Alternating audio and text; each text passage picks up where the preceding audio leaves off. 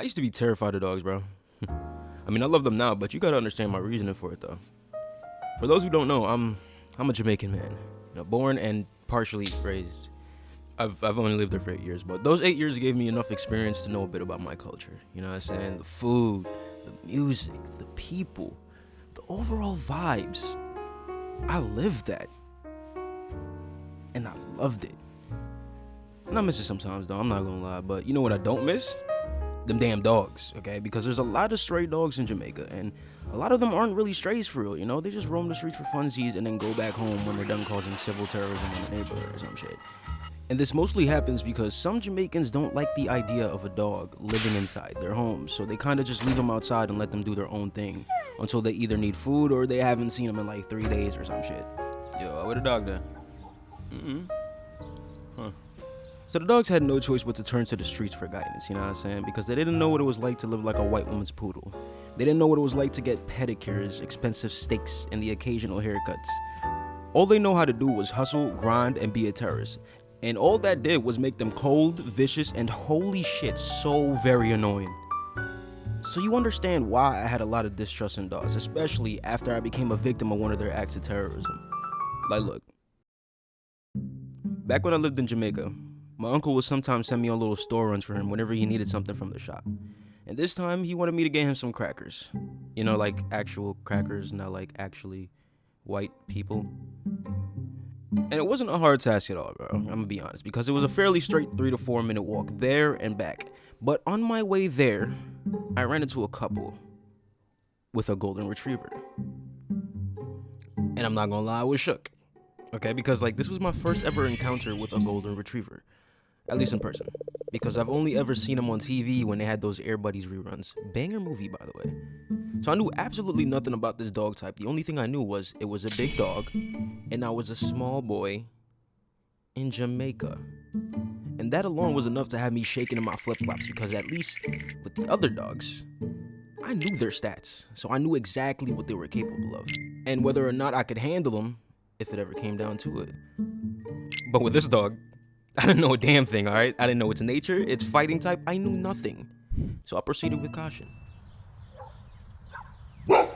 Folded. Alright, look, you gotta understand. The dog had max level intimidation, bro, okay? That bark alone was all I needed to see for me to know I'm not rocking with it. You got that, big bro.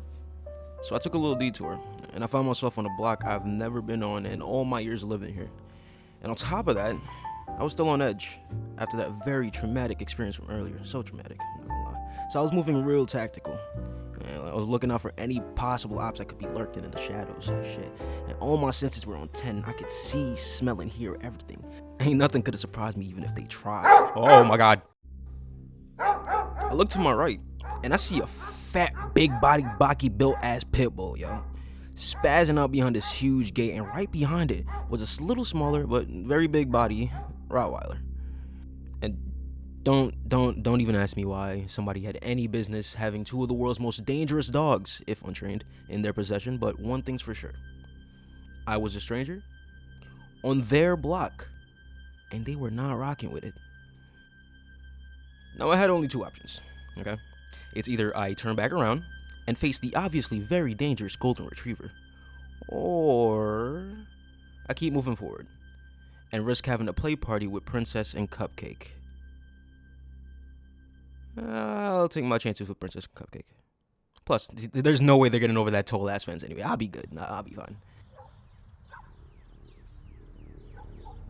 The fuck is it looking at? Ain't no way.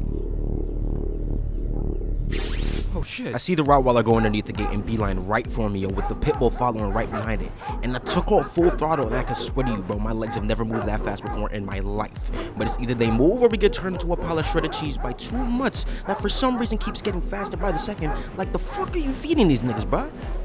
I can't go out like this, bro. I'd be sick if I let myself get packed up like this, man. I mean, really?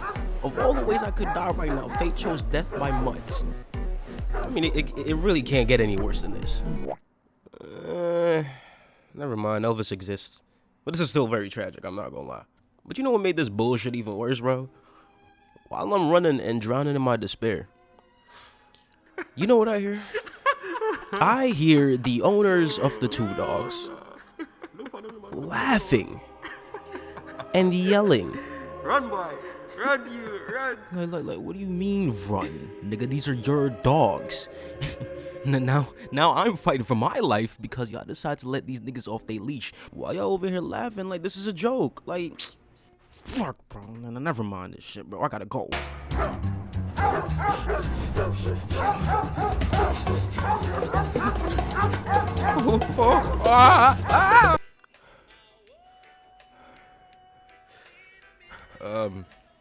You good, bro?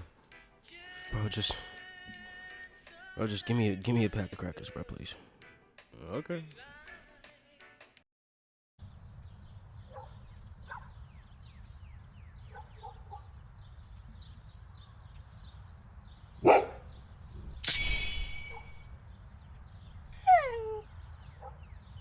Fucking hate dogs, bro.